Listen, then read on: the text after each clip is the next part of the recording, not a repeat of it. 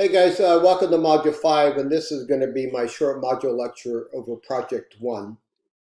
Now, many of the concepts associated with this particular project, uh, we've already discussed in one type of assignment or another. So you could have touched upon them in a discussion board assignment or in one of our other written assignments.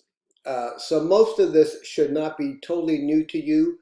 What you may have to do is do some more research and further develop your ideas and responses based on what's required for this specific assignment. All right. So, in a nutshell, we're going to be going over the Constitution, the Bill of Rights. We're going to revisit the Fourth, Sixth, or Eighth Amendment, just like you did in Module 3. And then you're going to end up explaining the importance of laws and policing in a free society or democratic society. And you're going to do that in the context of a brief history of policing in the U.S. and then an explanation of the rule of law. And so some of these I previously discussed in previous module lectures. So you can go back and look at those. But I'm also going to post the outlines to those other module lectures so that you can go ahead and use that information to help you as part of your overall response. So that was going to be from Module 1 and Module 2. So I'm going to post those notes along with this short module lecture. All right, so the first thing you're going to look at is the Constitution, okay? So remember, what you're doing is you're looking at this as you're a community outreach coordinator or like a community relations person, and you're going to try to be explaining to a diverse population in your community a little bit about the criminal justice system.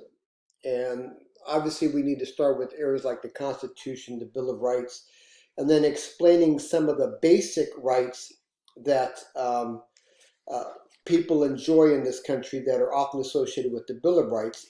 And then you're going to talk specifically about the Fourth, Fifth, or Eighth Amendment. And then you're going to finish up with a brief history of policing in the U.S. and then, some discussion on the rule of law. All right. So again, you're going to talk about an overview of the Constitution. Again, the purpose of the Constitution. The purpose of the Constitution is to establish a central government authorized to deal directly with individuals rather than states, and to incorporate a system of checks and balances that would preserve the fundamental concepts to limit the power of government. So again, remember the Constitution established the branches of government. Those are the legislative branch, executive, and judicial. It was done that way so that no single branch has more power than the other. In my previous lecture, I gave you an example.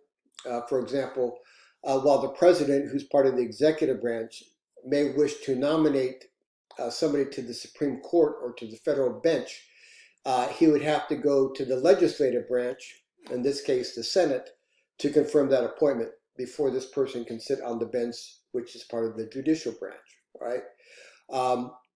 And so even state governments operate similarly. We have legislative branches, executive, which is the governor, and then judicial branch. Remember that law enforcement is considered the executive branch. In other words, they enforce the laws created by the legislature, and then the judicial branch ensures that those laws are applied correctly and that a person, once arrested, receives a fair and just trial. And it also, again, applies to the criminal justice system because, remember, while we have this federal, state, and local government apparatus, it also applies to our courts and our law enforcement because we have federal courts, state courts, local government. We have federal law enforcement, state law enforcement, and local law enforcement. So, again, it's designed to limit the power of the government, so it's spread out, all right? So if I, as a police officer, arrest somebody, my arrest is going to be reviewed by the judicial branch, and they're going to determine whether or not my arrest was lawful.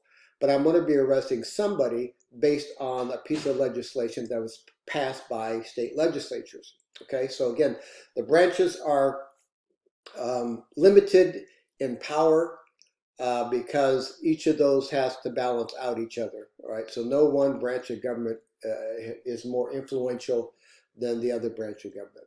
And then you need to provide a brief summary of the document. So you may have to do some research on your own. So research the Constitution a little bit, a summary of the Constitution, its purpose, and then offer the overview. Okay, so again, most of this stuff is some basic civics information, but we're going to try to put it in the context of our topic, which is the criminal justice system.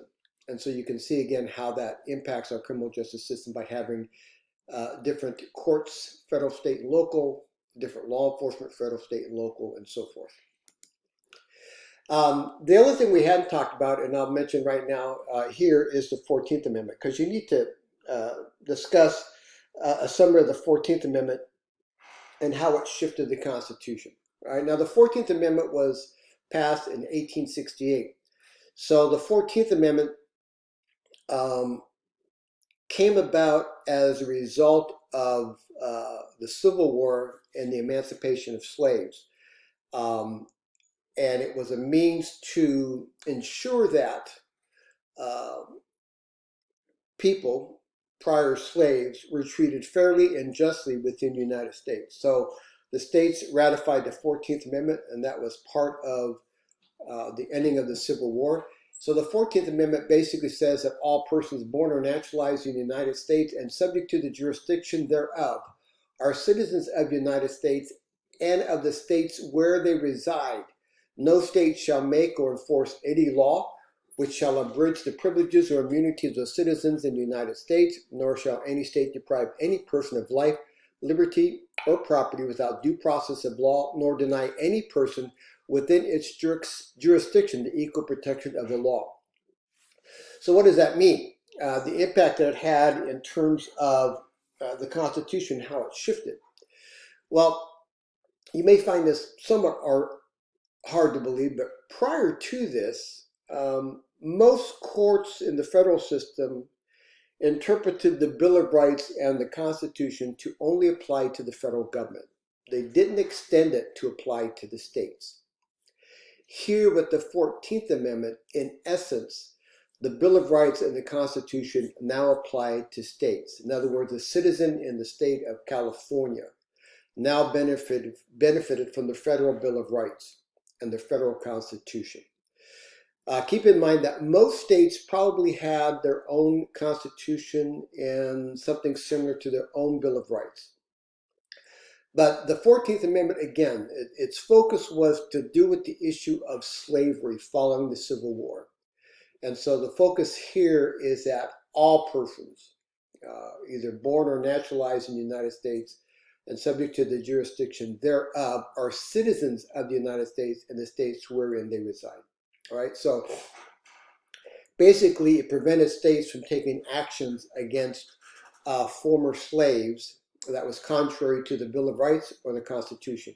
So that's the importance of the 14th Amendment. It basically moved the Bill of Rights and made them applicable to the states. And later on in the 1950s and 1960s, we began to see how the federal courts began to interpret these statutes and made them applicable to the states. And so it's sort of an evolutionary process, right?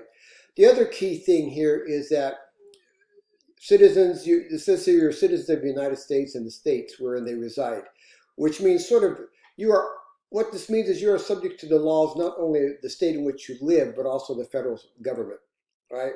So what this means is, in theory, you can be charged for a crime at both the state and federal level, even though it's the same act. So for instance, I go back to the Rodney King incident in Los Angeles in the 1990s. The officers from LAPD were charged under state law, and the states couldn't get a conviction. They ended up with hung juries. They were then tried under federal statute and were convicted. And it wasn't double jeopardy because you're not only a citizen of the United States, but you're also a citizen of a state in which you reside.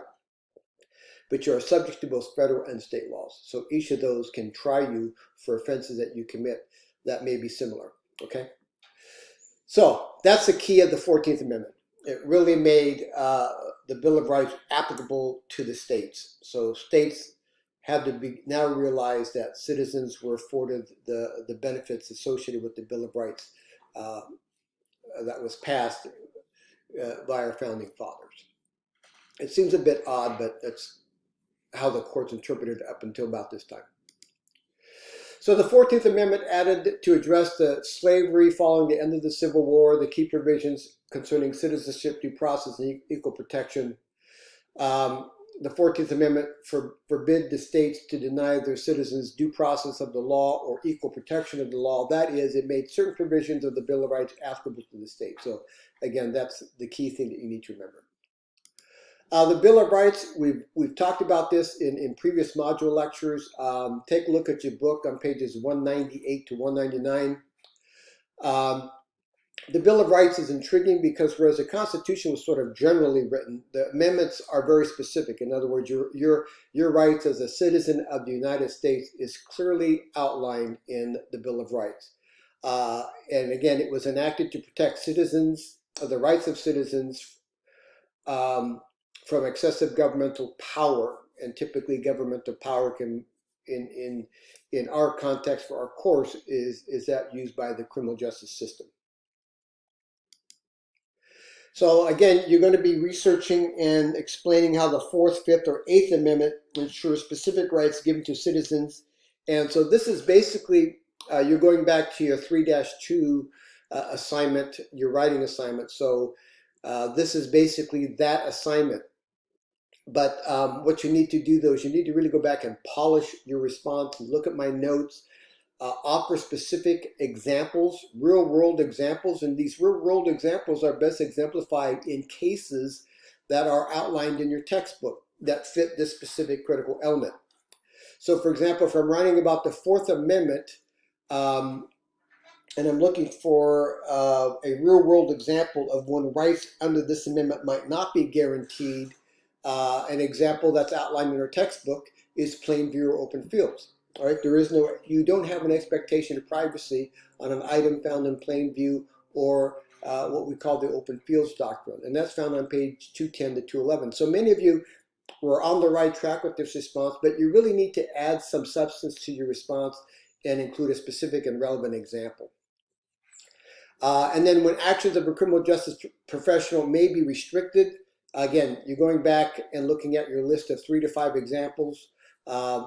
And the thing I highlighted here relative to, for example, the 4th Amendment might be that, in order for the police to conduct a search, they have to have probable cause, right? They just can't search because they have a hunch or something like that. So you receive that benefit, which might impede the ability of a criminal justice professional. All right, so go back and look at my notes on that assignment. That's going to be key here, all right? And then make sure you offer a real-world example, something specific and relevant, and cite it if you can. Use one of the cases from the textbook or another case that you deem is relevant, but give it some substance and some details. The importance of laws and policing. I've discussed this in a previous module lecture. Where we talked about the English and colonial roots to policing. Either way, that's found on page 117 to 119 of our book.